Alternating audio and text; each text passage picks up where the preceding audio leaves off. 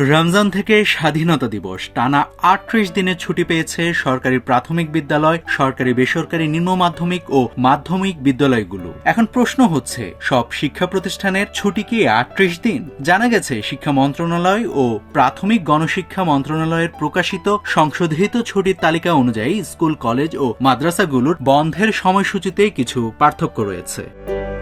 সরকারি সিদ্ধান্ত অনুযায়ী প্রাথমিক, মাধ্যমিক ও নিম্ন মাধ্যমিক বিদ্যালয়ে ছুটি শুরু হয়েছে আজ বৃহস্পতিবার থেকে। ছুটি চলবে ২৬শে মার্চ পর্যন্ত। স্বাধীনতা দিবস শেষে ২৭ ও ২৮ মার্চ সাপ্তাহিক বন্ধ, শুক্র ও শনিবার থাকায় কার্যত শিক্ষক, কর্মচারীরা এবং শিক্ষার্থীরা শ্রেণী কার্যক্রম শুরু করবেন ২৯শে মার্চ রোববার থেকে। কলেজও ঠিক একই সূচি অনুসরণ করে ২৮শে মার্চ পর্যন্ত বন্ধ থাকবে।